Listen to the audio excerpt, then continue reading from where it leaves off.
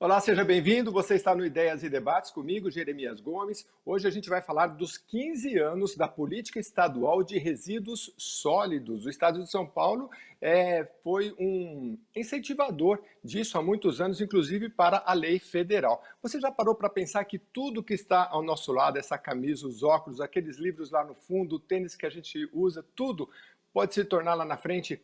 Antigamente a gente chamava de lixo, né? Não é, é resíduo. E tudo um dia vai ter que ser descartado. Muita gente lá atrás foi pensando, poxa, mas isso aí tem que estar uma destinação correta. Muito mais que isso, pensar na hora de fabricar para que a gente possa dar um descarte mais adequado. A gente vai falar agora com quem entende e participou de todo esse processo. Quem está com a gente aqui é o José Valverde Filho, ele é coordenador do Comitê de Integração de Resíduos Sólidos. Tudo bem, Valverde? Jeremias, muito obrigado aí, muito feliz de poder participar aqui no Ideias e Debates e poder discutir esse importante tema e que tem aí na Assembleia Legislativa um grande pioneirismo esse tema. É verdade. E a gente vai conversar também, muito obrigado pela sua presença, com a Rispa Bezen. A Rispa é pesquisadora e ativista ambiental. Tudo bem, Rispa? Tudo bem, bom dia para você, para todos que estão nos ouvindo. Eu agradeço muito o convite e acho que precisamos cada vez mais de debates e de troca de ideias. Ô, Rispa, eu queria começar com você, para a gente, eu acho que a ignorância em torno disso é bem grande, né, de uma forma geral, né? Ignorância no bom sentido, de não entender bem o que é um resíduo sólido. Quando a gente fala nessa política, do que a gente está falando, né? Porque eu pensei, resíduo sólido, então fui pesquisar, tem o úmido também, tem outros. Essa política, ela é uma política destinada a quem? Às empresas, enfim, explica para a gente um pouquinho, por favor. Bom, toda política, ela é uma política pública, né? Então ela é voltada para toda a sociedade. Então ela vai estabelecer os papéis de cada um dentro dessa política, né? Desde o poder público estadual, no caso, que é uma lei estadual, esta aquilo que também cabe aos municípios, ao cidadão e às empresas. Então ela envolve Uhum. todos os setores da sociedade. Agora, Valverde, então fala um pouquinho para a gente, você enalteceu aí o papel do parlamento, da legislação, como é que isso lá atrás, né, há 15 anos, já existia outras legislações que tratavam mais ou menos dessa questão, né, mas e aí acabou se aperfeiçoando tudo isso? Me fala um pouquinho como é que vocês participaram desse processo. Bom, Jeremias, realmente eu acho que nós devemos muito celebrar esses 15 anos da política de resíduos e o papel do Legislativo. O papel do Legislativo foi fundamental, foi inovador. A Assembleia Legislativa de São Paulo tomou uma iniciativa de constituir um grupo de trabalho parlamentar ali em 2003, com deputados de várias bancadas, inclusive de situação, de oposição, e, inclusive, fizeram um trabalho muito interessante que foi resgatar tudo que havia na Assembleia Legislativa, e, se não me engano, em torno de 80 a quase 100 projetos de lei que versavam sobre as mais diversas questões dedicadas a resíduos sólidos. Coleta seletiva, destinação adequada, resíduos de serviço de saúde, e foi feito um trabalho de compilar todos esses projetos de lei e se estruturar um anteprojeto. E Uhum. é importante mencionar que até então, ali em 2003, ainda se patinava muito no âmbito nacional a Exatamente. elaboração da política nacional, essa que levou 21 anos para ser promulgada, e a partir das referências do Estado de São Paulo, que começou esse processo em 2003, terminou em 2005 e a legislação foi sancionada em 2006, sem dúvida nenhuma, o Estado de São Paulo, o Parlamento Paulista, deu uma importante contribuição naquilo que a gente chama que é hoje, que são os grandes fundamentos que deu ali a política nacional de resíduos sólidos.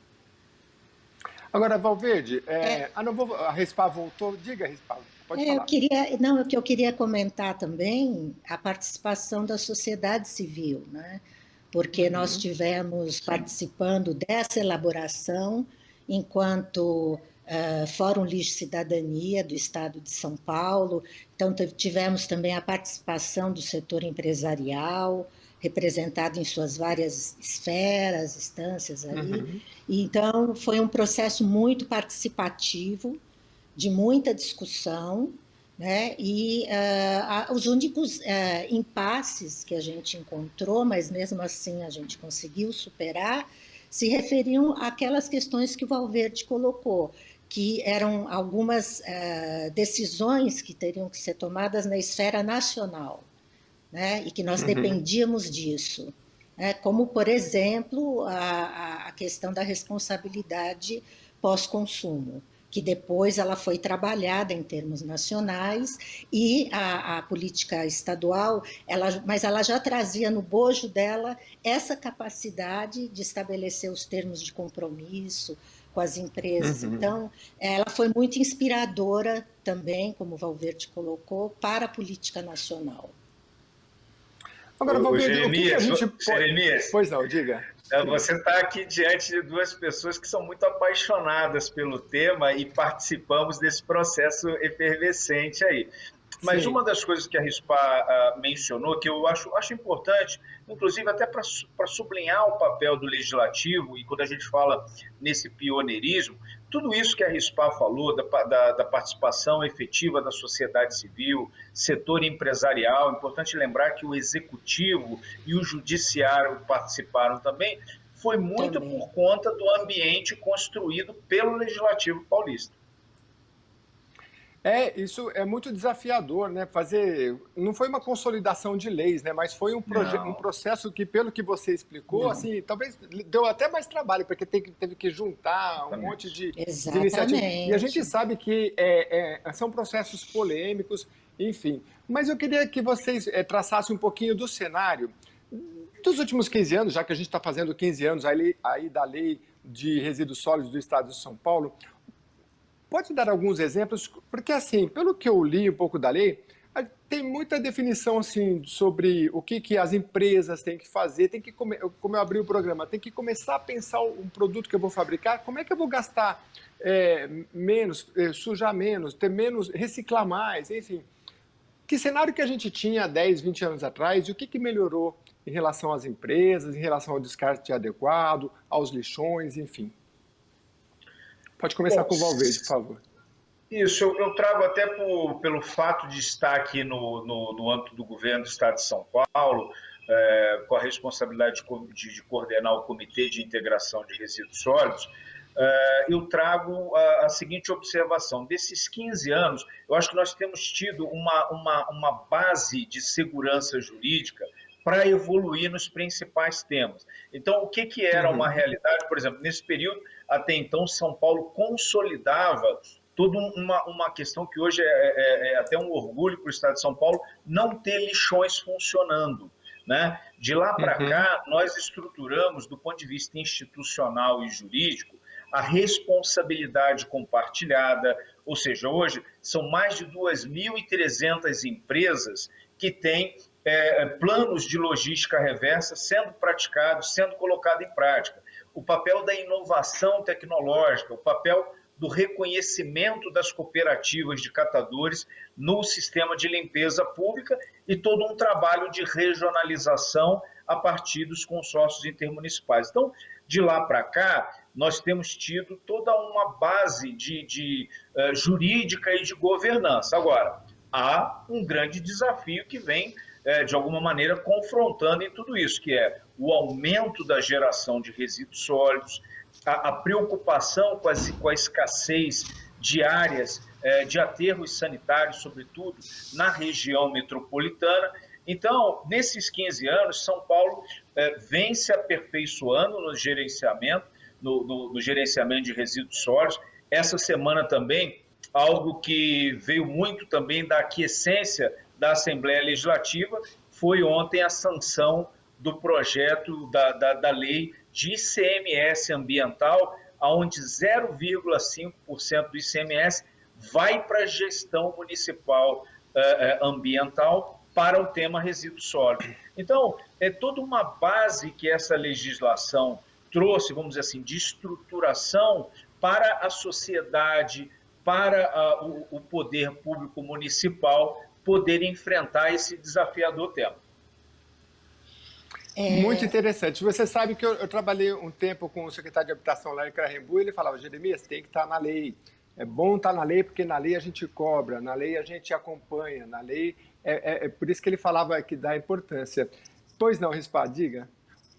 Não, eu queria colocar assim, que no âmbito nacional, né, a gente não obteve pequenos, né, eu não diria que foram grandes avanços, porque a gente ainda tem 3 mil lixões aí operando no país, as taxas de reciclagem são muito baixas, né? Apesar de terem aumentado o número de municípios que praticam a coleta seletiva, também, apesar de ter aumentado, ainda a coleta seletiva não foi implantada, assim, não foi incorporada, né, como uma prática cultural, né, para as pessoas no país. E tem uma questão que eu acho que ela é muito grave, e aí o Estado de São Paulo tem um papel fundamental, que é na questão da compostagem, né? Porque a gente não tem compostagem. Você falou de objetos, de embalagens, mas a gente tem um problema do alimento,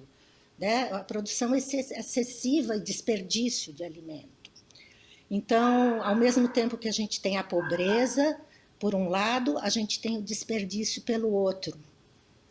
Então, muito poucas ações na direção de uma economia mais circular, ou seja, isso que você colocou, né? A gente ter mais resíduos e menos rejeitos, que a política faz essa distinção muito clara, inclusive desde 2014, se nós tivéssemos seguido a política nacional a risco, só rejeitos deveriam estar indo para aterros sanitários e não resíduos. Então, nós Pois é, teríamos interessante já... isso. Exatamente, e isso não aconteceu. Né? E não Agora, aconteceu por vários motivos que nós vamos conversar a seguir. Mas eu acho que, assim, qual o mérito? Né? Eu acho que São Paulo agora, recentemente, saiu com uma resolução, né, Valverde, sobre compostagem, onde libera de licenciamento unidades que recebam até 500 quilos por dia. Isso é um avanço imenso, porque existiam entraves muito grandes para que se praticasse a compostagem, inclusive nas casas das pessoas. Né? Então, só para te dar um exemplo, eu tenho uma composteira, só rapidinho, tenho uma Claro. composteira, que inclusive a Globo filmou, fiz um programa e tal, mostrei, nos 10 anos da política nacional, que assim, na minha casa sai 10% de rejeito, porque eu tenho a composteira e eu tenho a coleta seletiva. Então, é muito pouco que eu produzo. E isso vai trazer uma outra discussão que a gente pode entrar, que é outro entrave, que é a questão dos municípios não cobrarem, né, as taxas pela gestão dos resíduos ou cobrarem taxas muito abaixo do custo real, né, daquilo que eles gastam para fazer a gestão dos resíduos. Mas isso mais para frente, o Valverde também a gente pode focar melhor. São assuntos muito complexos. A gente lembra que a questão da taxa em São Paulo, quando se falou em taxa do lixo, aqui virou uma questão polêmica demais, né? Então, não são assuntos simples de se tratar. Agora, Valverde, fica à vontade para complementar, mas assim, eu tenho um olhar sempre assim, eu não tenho conhecimento da área, mas eu fico pensando, por exemplo, eu entendo a lei quando ela fala que tem que ser abrangente, tem que envolver todos, porque quando eu jogo, às vezes a gente fala, uma pilha só, como é que eu faço? Eu vou lá no mercado, eu sei que grandes mercados têm o descarte. Aí você fala, puxa, não dá, né? E aquela pilha fica ali. Então, eu estava lendo a respeito, quando você joga uma pilha e ela vai parar no lixão, ou mesmo no aterro, aquilo é um metal pesado que ele vai para baixo e atinge o lençol freático. Então, são coisas que a gente não faz nem ideia.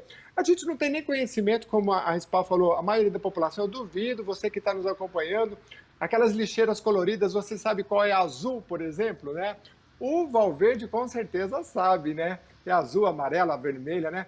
Aqui perto da minha casa tem, o pessoal enfia de tudo, assim, menos...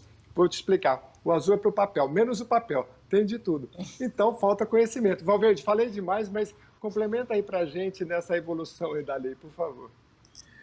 Olha, o que as legislações, e particularmente aqui essa legislação de São Paulo trouxe, é justamente esse cuidado de todos, né, em relação ao descarte adequado. Nós, enquanto Uhum. população, mas também o próprio setor empresarial, né? O setor empresarial é responsável, sim, dentro hoje do que é vigente no país, no âmbito da responsabilidade compartilhada pelo ciclo de vida do produto, ele não pode só colocar um produto no mercado e tchau, e ter ali o seu benefício econômico por isso. Né? Ele tem também que se preocupar com aquilo que vai ser adiante, como você bem deu um caso. Para vocês terem ideia, o principal programa hoje aqui do nosso governo do estado é a despoluição do Rio Pinheiros. Né? O governador Dória tem colocado Uhum. esse tema como uma prioridade toda nossa. É claro que é um tema de saneamento básico, e resíduos sólidos está dentro da questão do saneamento básico, mas o que se retira hoje de resíduos, e não são rejeitos, são resíduos com potencial de reciclabilidade, é uma quantidade infinda, vultuosa, porque o resíduo ele não vai, por vontade própria, parar no rio. Né? Ele percorre um caminho que é a partir, primeiro, daquilo que o próprio setor empresarial tem que cada vez mais, aqui em São Paulo, nós estamos firmes na questão da logística reversa, também apoiando os municípios na coleta seletiva. A RISPA também trouxe ainda os dados que ainda são pequenos em relação ao grande potencial que nós temos de evoluir, mas o resíduo ele não percorre por pernas próprias. Então, a necessidade, por isso a legislação é importante, para apresentar a questão da educação ambiental, essa conscientização que você falou aí, e a gente aqui, a RISPA também, nós temos muita visão hoje de que a segregação ela tem que se dar ali entre o seco e o úmido. Já é um grande avanço, né? Uhum, Separar o reciclável, exato. separar o outro, até porque ambos têm sim valor econômico e energético. Então, dentro dessa questão aí que você mencionou, Jeremias, está assim, o produto nessa equação, o fabricante, importador, distribuidor, comerciante tem que tomar as iniciativas disso e a sociedade tem que incorporar, sabendo que não pode jogar o resíduo de qualquer lugar. O resíduo ele não evapora, né? Ele vai percorrer um caminho e é um caminho de degradação ambiental, sendo que aquilo ali Uhum. poderia ser muito bem útil para aí uma economia circular, para geração de trabalho e renda. O Eu queria Rispa, fique à vontade comentar, para complementar, diga. eu queria comentar também que um fator muito relevante, né, é a inclusão dos catadores na coleta Uhum. seletiva. Então, tanto a política estadual, né, que foi inspiradora, quanto a política nacional, ela trouxe de forma muito clara, né, a necessidade de que os catadores, que são agentes da coleta seletiva desde sempre, sejam incorporados na coleta seletiva. Isso Uhum. é um diferencial muito grande da nossa política em relação a outras políticas existentes. E isso vem avançando muito no estado de São Paulo, né, também, e que vem fazendo um trabalho junto aos catadores e na esfera nacional também. Os catadores estão assumindo, né, a gestão junto aos municípios, porém a gente ainda tem alguns entraves em relação à remuneração dos catadores pelos serviços da coleta seletiva em relação aos municípios, que tem muito a ver com a não cobrança da taxa, da tarifa, e nós voltamos a esse problema que é central, né, e que é tratado até no novo marco agora que foi atualizado do saneamento. A senhora acha que essa taxa teria que ser cobrada das pessoas, é isso? Olha, eu acho assim, duas coisas, né? Todo mundo tem muita bronca de taxa, né? Uhum. Então eu diria para você assim, onde funciona a coleta seletiva no mundo, né? É onde é cobrada uma taxa ou principalmente uma tarifa. Qual a Uhum. diferença? Tarifa é por aquilo que você produz, né? Então, eu tenho um apartamento igual o meu vizinho de cima. O meu resíduo é 10%, meu rejeito, porque eu faço coleta seletiva, eu tenho compostagem. Eu deveria pagar muito menos do que ele, você concorda? É, Porque eu estou produzindo muito menos, só que eu pago a mesma coisa que ele, porque é calculado pelo nosso IPTU. Depois o Valverde me uhum, corrige se eu não estiver correto. Então, o que certo. eu digo para você é o seguinte: o que funciona fora do Brasil é assim: você produz muito lixo, lixo mesmo, misturado, você paga muito. Você produz pouco, você paga pouco. Se você separa, Uhum, se você composta, você vai pagar aquilo de acordo com o que você está produzindo. Por quê? Porque existe um serviço que é colocado à sua uhum. disposição para coletar na sua porta, para levar para um aterro sanitário, para tratar, que tem um custo.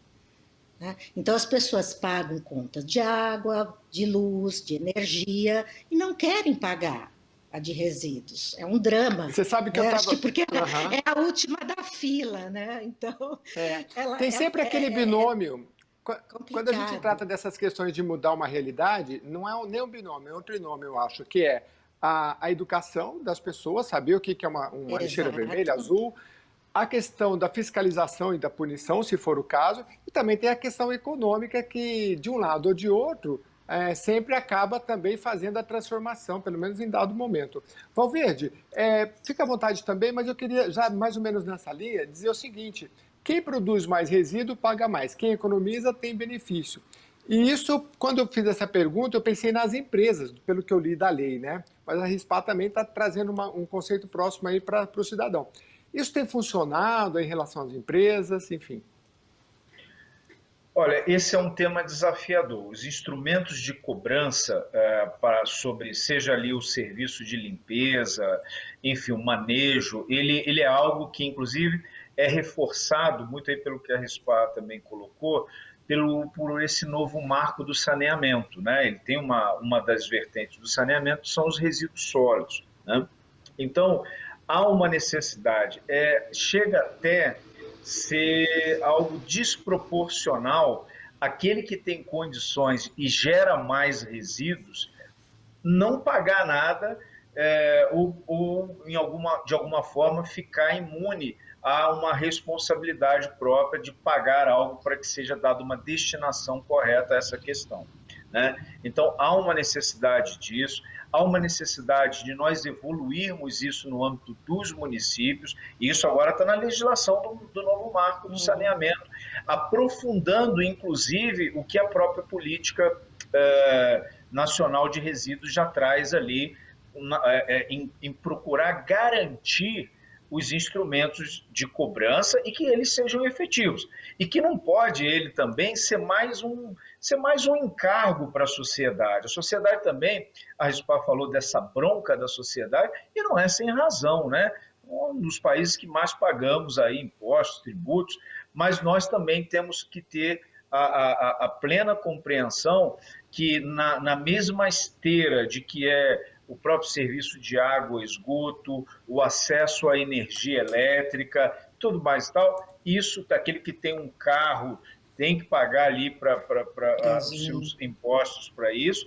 Então, a questão dos resíduos sólidos ela não pode ser diferente, mas ela tem que ser feita nos critérios da legislação, ela tem que ser feita com governança, com compliance, e aqui o governo do estado de São Paulo, o secretário Marcos Penido, tem nos orientado muito por meio dos consórcios intermunicipais, inclusive ser solidários ali aos prefeitos nesse discurso, porque às vezes o prefeito lá na ponta é quem sofre ali, vamos dizer assim, o impacto político, né?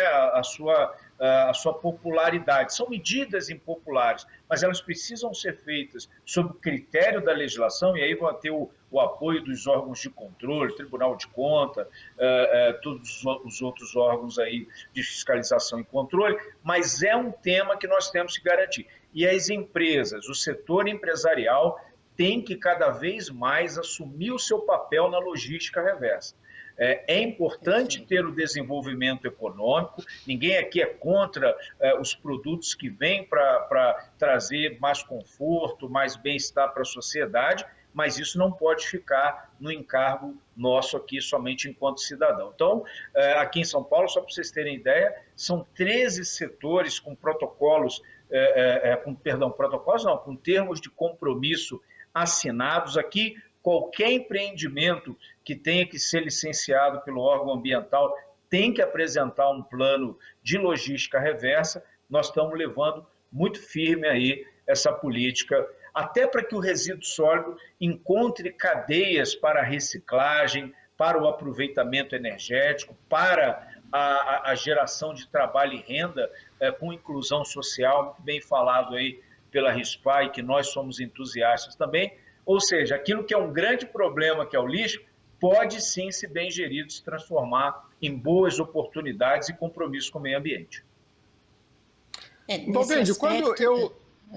Só rapidamente, quando uma empresa que fabrica uma pilha, por exemplo, eu vou e coloco lá no mercado, lá naquela caixa que tem, ela volta para a empresa, isso é logística reversa na prática? Isso é logística reversa na prática, não é só isso logística reversa, porque às vezes a própria cadeia, vamos chamar primária, ela pode se valer daquilo, como a gente tem casos, setor do alumínio, setor do vidro, tudo mais. Tal. Mas tem outros resíduos, por exemplo, vamos até trazer aqui, que ele pode, uma vez chegando o fim de vida útil daquele produto, ele ser um coproduto, ele ser um insumo para uma outra cadeia. Então, isso que nós temos que estimular, e até a RISPAI aqui conosco, da academia, tá, assim também como eu, nós também precisamos trazer mais inovação tecnológica para isso, para olhar o ciclo de vida do produto, para pensar as novas embalagens, os novos produtos. Então, logística reversa é isso. Em tese, ela é trazer de volta para o seu processo ou para um outro processo produtivo. Né? Diga, Rispa. O que eu queria dizer é o seguinte, assim, um pouco falando como academia e um pouco como sociedade civil, né, o Brasil escolheu um modelo de responsabilidade compartilhada diferente de outros modelos que existem na Europa, por exemplo. Né? Nós, da sociedade civil, nós defendíamos mais um modelo parecido com o europeu, né? Mas foi adotado um modelo que foi aquele que foi pactuado, o pacto possível naquele momento com a sociedade. Só que esse acordo setorial ele se encontra judicializado, né? Ele teve resultados que ficaram muito aquém do que a gente esperava na primeira fase deles, e eu acho que a gente precisa valorizar o que o Estado de São Paulo está fazendo por meio dos termos de compromisso, porque, de alguma forma, o Estado de São Paulo está desenvolvendo instrumentos como, por exemplo, atrelar ao licenciamento ambiental o plano de logística reversa, que são extremamente importantes e que vão fazer bastante diferença, eu acho. E isso até porque o Estado de São Paulo tem uma responsabilidade imensa, porque ele é praticamente um dos maiores produtores de resíduos do país. Né? Então, mais uma vez, está inovando com essa ação e está trazendo os setores da indústria para esses termos de compromisso, que a gente tem uma expectativa muito grande, porque, por enquanto, eles estão no piloto. Né? Eles ainda não entraram assim numa fase, se eu estiver errada, Valverde, você me fala, porque eu estou entendendo que todos ainda estão um pouco incipientes, ainda não estão, apesar de envolver um número de empresas muito grandes, em termos de resultados, a gente ainda não tem grandes resultados para mostrar, tá? É uma coisa que está no começo, né? Mas que a gente, quanto sociedade, a gente tem uma grande expectativa em relação a ver esses resultados e que eles realmente apresentem um exemplo para todas as grandes cidades do país e para os outros estados. Muito bem. Olha, Pois não, Roberto. em relação aí a resultados, eu, assim, nós que estamos acompanhando aqui o dia a dia dessas iniciativas, a RISPA mencionou que o acordo setorial em nível nacional ele teve judicialização. Isso é ruim, isso é muito ruim, porque, gente, vamos trazer aqui, falar numa linguagem aqui mais acessível para nós.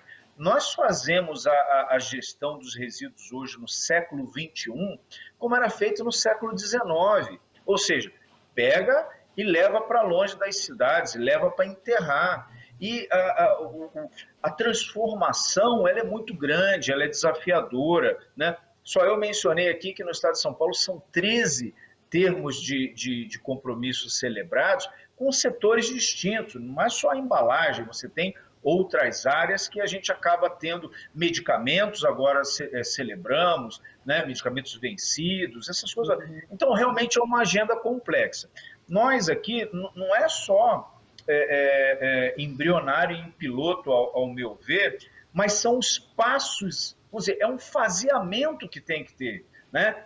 Compromissos foram assumidos, né? Isso tudo é um ambiente, é uma governança que ela precisa estar bem azeitada para que as empresas cumpram aquilo que pactuam, e não só pactuar por pactuar para ganhar um tempo e não cumprir. Então, isso tudo tem que ser muito trabalhado dentro dessa engrenagem para que a sociedade possa usufruir desse bem-estar e da responsabilidade de todos os setores. E da mesma maneira, nós, enquanto cidadãos, precisamos ser mais presentes, né, em relação à gestão e o gerenciamento de resíduos sólidos. Nós não podemos cobrar para que a nossa calçada esteja limpa e nós fazermos vistas grossas ou sermos aqueles que vão jogar resíduo inadequadamente. Nós sofremos muito, para vocês terem ideia, com o descarte inadequado dos resíduos da construção civil. Né? Isso impacta, sobretudo, a grande São Paulo de uma maneira monstruosa, e às vezes a própria sociedade acaba, de alguma maneira, se acostumando com aquilo ali, ao passo de se somar, exercer a sua cidadania ambiental e ajudar o poder público nesse combate. Né? Então, não é que seja, como a RISPA trouxe, que a nossa responsabilidade é compartilhada, ela precisa desse pacto, tanto do poder público, da sociedade, nós cidadãos, e do setor empresarial. O RISPA, muito bem, entendi muito bem. Essa cobrança, ela é em nível internacional? Uma empresa multinacional, ela pode ser que no seu país lá de origem, ela seja cobrada por essas questões ambientais, e aqui também, às vezes, falar, mas aqui está no Brasil, enfim, né? Aqui nós temos que ter esse mesmo rigor. Eu queria saber se essa cobrança hoje, ela é mais globalizada. Tem duas dimensões, né, do problema. Uma dimensão é a questão que eu já te coloquei do cidadão. Né? Então, assim, o que a gente percebe? Que nos países onde se cobra caro pelo descarte, você tem uma redução da produção de lixo, de rejeito e de resíduo. Então, esse é um aspecto, né, no que se refere ao cidadão. No que se refere às empresas, existem diferentes modelos de responsabilidade pós-consumo. A nossa expectativa é que nós tivéssemos também no Brasil um modelo de responsabilidade estendida do produtor, que é aquela que a Aliança Resíduo Zero Brasil defende, que nós defendemos no Observatório da Política Nacional de Resíduos Sólidos, enquanto sociedade civil. Isto não aconteceu. Nós, em princípio, continuamos defendendo isso. Por quê? Porque nós entendemos que, por exemplo, hoje uma empresa, não vamos falar nem daquelas que reciclam efetivamente, mas, por exemplo, alguém que produz uma embalagem não reciclável, ela não é penalizada, né? Ela não é penalizada, ela continua produzindo uma embalagem não reciclável, ninguém faz nada. E essa embalagem é que vai parar como rejeito lá no aterro. Fora do Brasil, essa empresa ela paga um custo muito maior pela não reciclabilidade e para dar destino. Aqui não. Aqui ela sequer é penalizada, não existem instrumentos de fiscalização. Aqueles que estão fazendo alguma coisa acabam sendo penalizados de alguma forma, porque Uhum. isso não é correto. Eles estão fazendo, só que nós entendemos que eles deveriam estar fazendo muito mais, porque lá fora eles fazem muito mais. E no Brasil, Uhum. eles defendem um outro modelo para essa responsabilidade pós-consumo. Tá? A exemplo da Coca-Cola. Mas nós sabemos também que isso é um desafio muito grande, como o Valverde falou. Né? Isso é um processo e a gente realmente não sabe para onde vai levar essa judicialização desse acordo setorial. Então, por enquanto, eu estou entendendo que está, não sei o que eu não sou da área jurídica, né? Sou psicóloga, mas eu estou entendendo que nós não temos ainda a segunda fase do acordo setorial e não estamos sabendo ainda para onde isso vai caminhar. Enquanto isso, o Estado de São Paulo vai fazendo a sua parte, com Muito os bem, o termos de programa está chegando ao compromisso. fim. Infelizmente, passou tão rápido e eu não consegui nem fazer as perguntas principais. Já me alertava lá o Valverde antes que a gente tinha conversado. Mas, assim, uma pergunta aqui, dentro desse contexto, Valverde, se der tempo, que ficou na minha cabeça, né? Dentro desse tema. Hoje a gente compra tanta coisa da China, é lógico que a gente não vai fiscalizar se lá na China o descarte foi correto do resíduo sólido ou não. Eu creio que não chega a esse ponto. Mas a própria lei diz o seguinte, olha, responsabilidade dos produtores ou importadores. A gente tem como observar isso, produtos que vêm de outros países, principalmente da China? Olha, é desafiador, viu, Jeremias? Você foi muito preciso em trazer isso. Ao fabricante, sobretudo aqui o nacional, você até tem medidas, ele vai licenciar, ele vai fazer. É mais fácil, pelo menos os governos subnacionais têm até nos seus processos de licenciamento ou até nas próprias fiscalizações, legislações internas, podem de alguma maneira colocar isso. Mas esse tema da importação realmente ele nos desafia porque às vezes você fica com dificuldade de acompanhar todo um processo de importação, porque às vezes essa importação chega num determinado território aqui do Brasil e ele acaba ganhando aí um escoamento aí dessa distribuição e comercialização. Eu diria que esse é um tema, e aí por isso que eu falo, o tema de resíduos sólidos é tão desafiador porque há uma necessidade de uma harmonização no âmbito federal, estadual e municipal.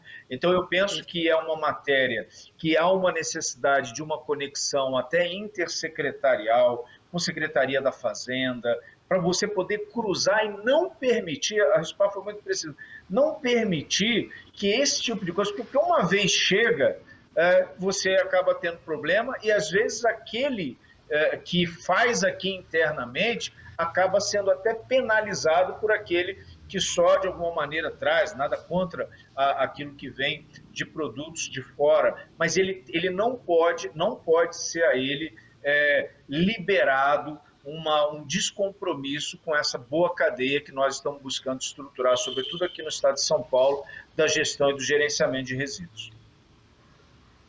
Rispa, eu não quero terminar antes de falar do seminário que vocês vão fazer ligado à USP. Eu queria que vocês falassem um pouquinho desse seminário. Quem está acompanhando esse programa nosso, gravado aí no início de março de 2021, se você acompanhou antes do seminário, aproveita, vai lá e vê. Se for depois, com certeza vai ficar lá para você ver também. Mas pode falar para a gente a data, o objetivo, tudo direitinho, Rispa? Então, no dia 18, agora, né, de março, às 14 horas, nós estamos fazendo um encontro, né, para falar sobre esses 15 anos da política estadual de resíduos sólidos. É uma iniciativa do do IEA, de Estudos Avançados da USP, com o CIRS, com o comitê, e também com o Instituto de Energia DENIT da USP, e a nossa ideia é trazer, né, assim, os avanços, os desafios, as tendências da política e trazer também indicadores de sustentabilidade desenvolvidos pelo IEE como uma contribuição à coleta seletiva. Então, nós vamos ouvir também os consórcios, um representante de consórcios, de catadores, vários setores da sociedade, para a gente dialogar sobre como a gente pode fortalecer a coleta seletiva,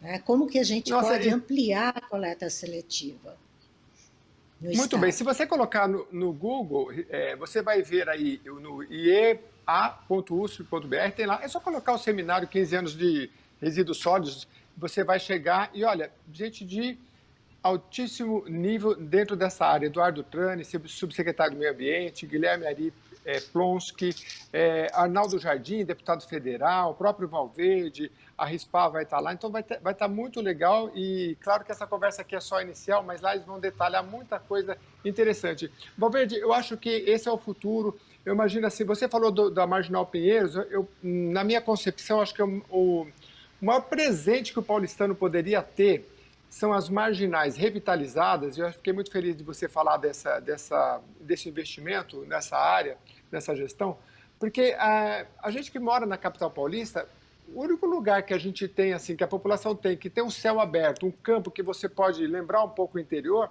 são as marginais. E eu espero viver para poder... a gente tem um parque ali linear, muito bonito, tem tantos projetos legais que já foram feitos ali. Eu acho que eu espero chegar até lá para viver esse momento e a gente poder chegar a isso.